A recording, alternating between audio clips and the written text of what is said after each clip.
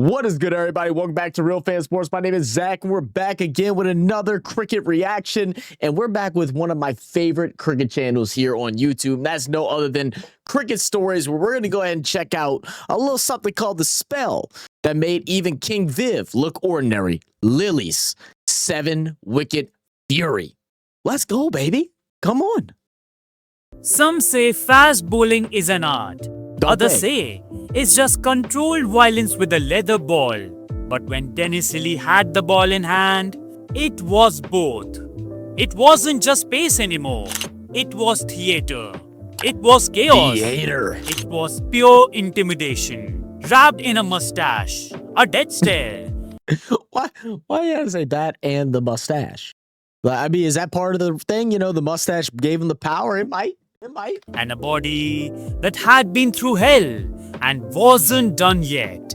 By 1981, he was already a legend. But on one fiery evening in Melbourne, he didn't just add to his story. He carved out a chapter so thunderous, it shook the cricketing world. Wow. At 31, with the spine held together by more metal than a jukebox, Lillee unleashed one of the most iconic spells in cricket history. Wait, hold on.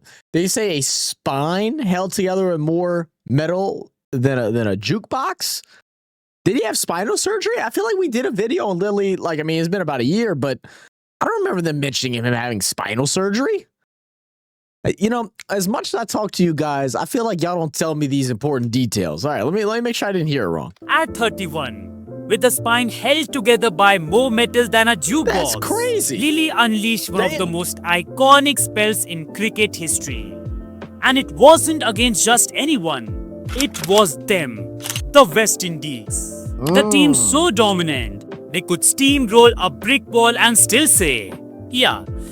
Man, based off of the videos that we've done so far of this era of bowling, this had to be some of the most fun cricket of all times. I'm sure, you know, we always talk about how athletes get better, more powerful, stronger, wiser, smarter, yada, yada, yada. But man, these dudes back then were just ferocious. It was too easy. And on that day, even Viv Richards looked nervous. Oh, shit. Oh, sheesh. Yep, make sure y'all go subscribe to Cricket Stories. Link down below. You have to remember, this wasn't just any West Indies team. They were the invincible. Unbeaten in the last 15 tests, they swaggered into Melbourne with the fast bowling cartel that could scare the wrinkles off your whites. Holding, Garner, Croft, Roberts. If those names don't make your spine tingle, check your pulse. Australia, though, weren't looking too bad either. They had just won a series against Pakistan 2-1. And at the center of it all was a certain Dennis Lillee, 31 years old, part man, part myth, and definitely not done yet. So on one side, you had a Caribbean juggernaut.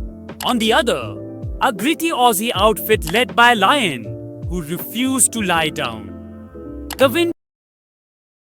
I forgot that someone told me that's related to the current Lion. That's it, the spin bowler that right now plays for Australia, right? I feel like someone told me about that. It's so cool to me how, especially with Australia, I feel like it's very common for fathers, sons, grandfathers, grandsons, whatever, to all play in the same sport and make it professionally. It's pretty cool. By the way, speaking of Test cricket, if y'all are seeing this video before the World Test Cricket, we will be live for it. I don't know how much. I don't know for how long. I'm going to try to do a little bit of every day like I've been doing during the test series that we've covered. But make sure y'all come tune in for a fun time. I may get some Vegemite. Maybe. We'll see. I don't know. Indies were confident. Australia were hopeful. And cricket fans? Oh, they were in for a treat they talk about for generations. West Indies won the toss. And just like that, the fireworks began.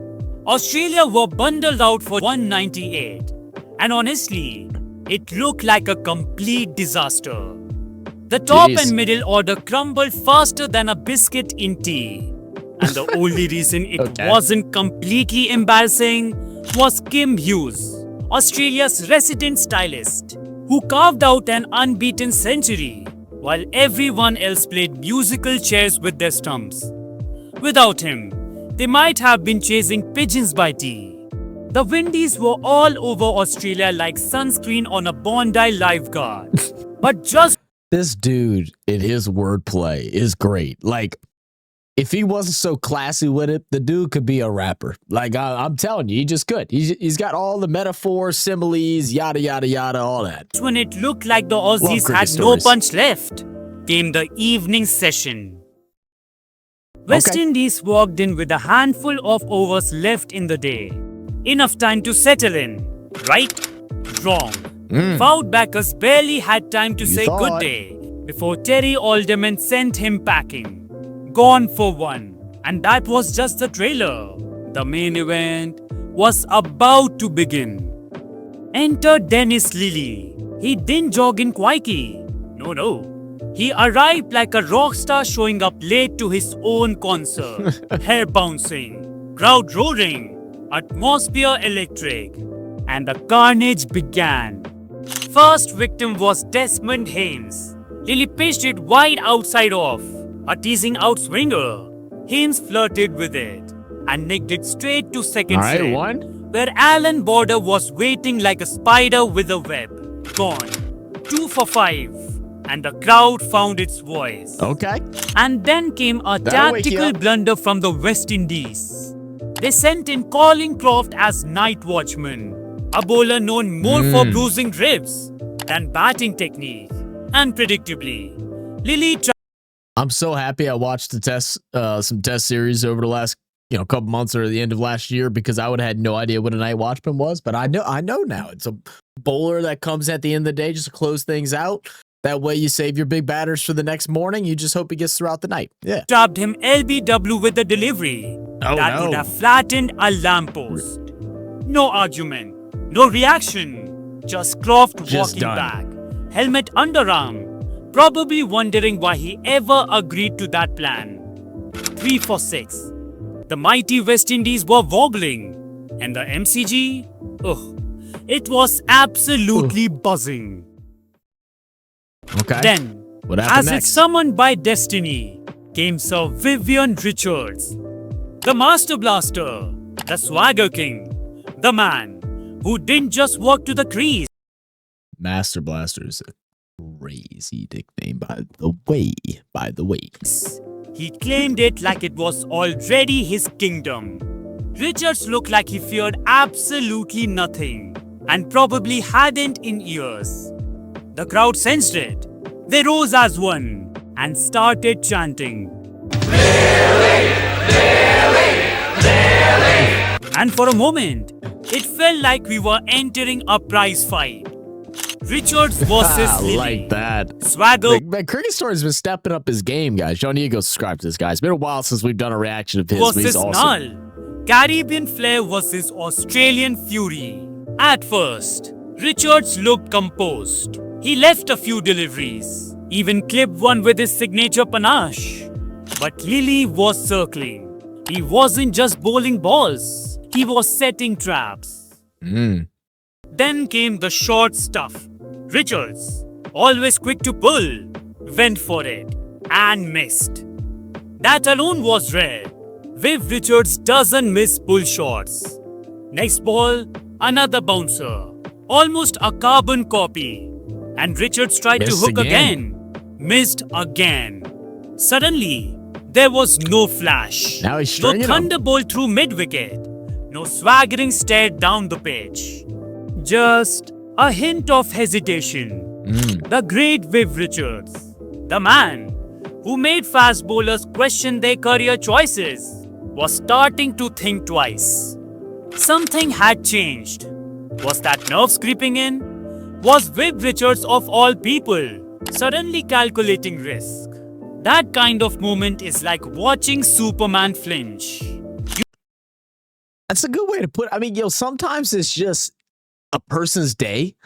I don't know if y'all have ever played a competition doing something, and you can just sense that somebody on your team or your opponent, and it's just their day today. And it's like, can I just get by them? You know what I mean? Can I just get past what they're doing? Because I'm not going to be able to stop what they're doing. Can I just survive long enough to where I could do what I need to do? And, you know, in test cricket, Lillee'S on in his bag right now, they're just going to keep bringing him out there, putting him to work until they catch, you know, King Viv, get him got. You don't see Richards rattled, ever. But Lillee'S wasn't giving him any breathing room. The pitch was alive, the ball was snarling, and the man behind it looked like he was on a mission from the gods of fast bowling. And then, the knockout punch. The final ball of the day. Lillee'S pitched it full and wide outside off. Richards went for the booming drive, but the ball swung in wickedly, took the inside edge, and shattered the stumps. The Australians charged. The crowd went crazy. Oh my goodness. And the Windies, they walked off at 10 for 4. And Lillee'S, he had 3 for 1. Yes, you heard that right. 3 for 1 is crazy. It wasn't just a wicket. It was theatre. A whole stadium of people leaping, yelling, celebrating because the king had been knocked over and Dennis Lillee'S had delivered the blow. Day 2, and the West Indies tried to mount a recovery. Jeff Dujon and that's got to be like some tough pressure to be in for the West Indies. You know, you're just trying to escape day one. You know, you go out there, you bowl phenomenally. You feel like you're in a dominant position to win. Then you go ahead, you face Lillee'S. Lillee'S is just having a day, gets one. Then you go ahead, try to bring in your late guy, your night watch, just to let him get by the evening. Then he's gone out of nowhere. Then one of your top guys, Ken Viv, is gone. And now you go into day 2. Middle of the heat, hot, probably a little fatigued from just being out and about yesterday. And now you're trying to figure out, okay, is today going to be our day? Is Lillee'S going to still have his best stuffs? What are we going to do next? And Larry Gomez dug in, showing the grit that made this West Indies team so dangerous. But Lillee'S wasn't finished. He crafted a clever bouncer to Dujon, who, let's be honest, had a bit of hook shot addiction, couldn't resist hooking, and paid the price. Another one down. Wow. Then Larry Gomez edged one to Greg Chappell at slip. And with that, Lillee'S reached another milestone, becoming the leading wicket taker in Test history, surpassing landscapes. Just think about it.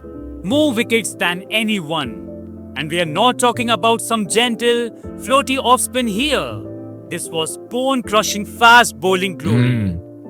The crowd rose to its feet. It was more than a record.